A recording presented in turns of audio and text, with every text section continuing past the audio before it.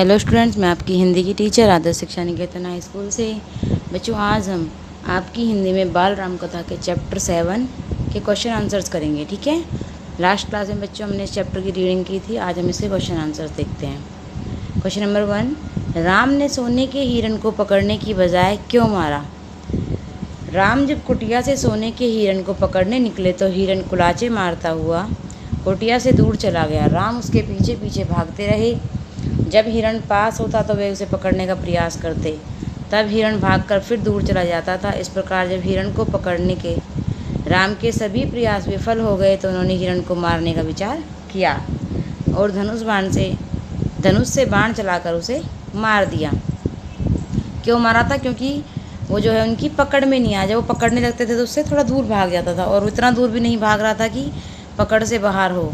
जैसे ही राम पकड़ने लगते थे वो थोड़ा और दूर भाग जाता था। इसलिए उन्होंने क्या किया कि अब इसे मार कर ही मैं सीता के पास ले जाऊंगा, तो इसलिए उन्होंने मार दिया। ठीक है।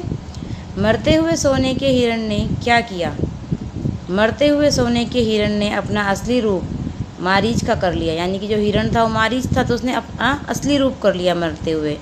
उसने अपनी आवाज़ राम जैसी बनाकर हाय सीता हाय लक्ष्मण पुकारा, जिससे सीता और लक्ष्मण को लगे कि राम किसी संकट में गिरे हैं। उसने क्या किया? उसने मरते हुए अपनी आवाज़ जो उसने राम की बना रखी थी उसके हाय लक्ष्मण और हाय सीता पुकारा और अपना असली रूप मारीच कर लिया, यानी कि मारीच के रूप में आ गया। ठीक है।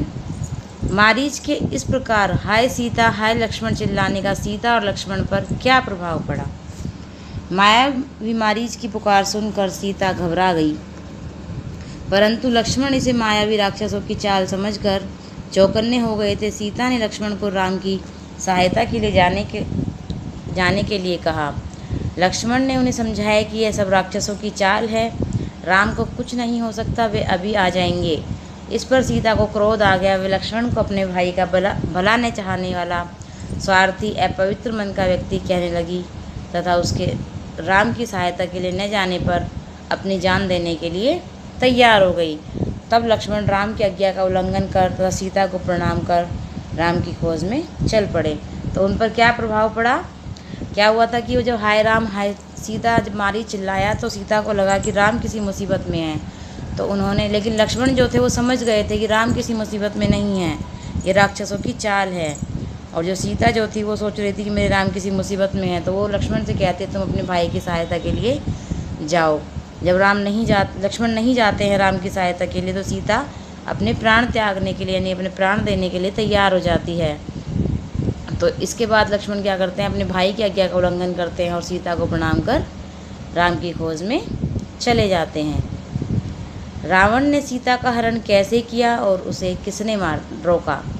रावण ने एक साधु के वेश में सीता के पास आकर उसके सौंदर्य की प्रशंसा करते हुए अपना परिचय दिया और अपनी रानी बनने के लिए उसे अपने साथ चलने के लिए कहा।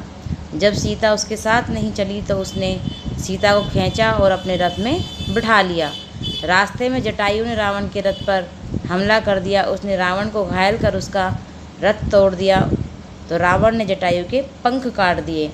जटायु धरती पर गिर गया और रावण सीता को अपनी बाहों में दबाकर दक्षिण की ओर उड़कर लंका पहुंचा।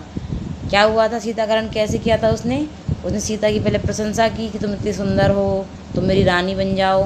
जब सीता नहीं मानी, साथ चलने के लिए भी कहा तो सीता नहीं मानी, तो उसने सीता को अपनी ओर खींचा और अपने रथ में बिठा लिया। रास्ते में उसका जटायु से युद्ध हुआ, तो उसने जटायु के पंख काट दिए और जटायु जो था उसने उसका रथ तोड़ दिया और उसके बाद वो सीता को लेकर दक्षिण दिशा की ओर उड़कर लंका पहुँच गया।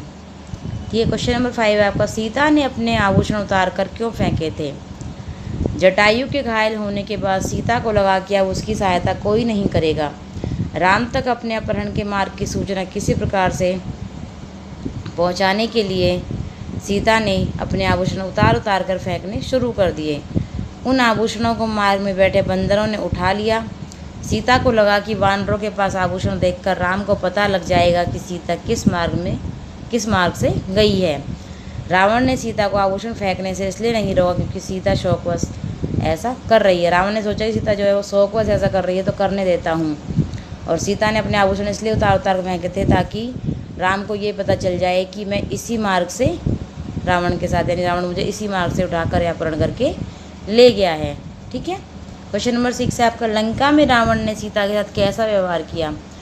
रावण ने लंका में आकर सीता को पहले तो अपने महल में रखा और उसे कहा कि 1 वर्ष के समय में निर्णय कर लो कि तुमको मेरी रानी बनना है या आजीवन रोते रहना है। बाद में उसने सीता को महल से निकालकर अशोक वाटिका में बंदी बना दिया और राक्षसियों को कड़े पहरे पर बैठा दिया। तो रावण ने क्या किया, पहले तो वो उसे अपने महल में ले गया और वहाँ ले जाकर उसने कहा कि तुम या तो मेरी रानी बन जाओ, मैं तुम्हें एक वर्ष का टाइम देता हूँ, उसमें तुम सोच लो कि तुम्हें मेरी रानी बनना है या सारी उम्र या सारी ज़िंदगी ऐसे ही रोते रहना है।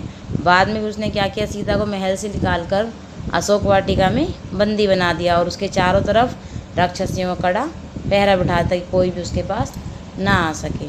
ठीक है, ये भी क्वेश्चन आंसर्स थे बच्चे। ये आपका चैप्टर कंप्लीट हो गया है। आपको क्वेश्चन आंसर्स अपनी कॉपी में करने हैं और अच्छे से लर्न भी करने हैं। ठीक है, आज के लिए इतना ही, उसके बाद हम आगे नेक्स्ट क्लास में देखेंगे। ठीक है बच्चों, ओके बच्चों, थैंक यू बच्चों।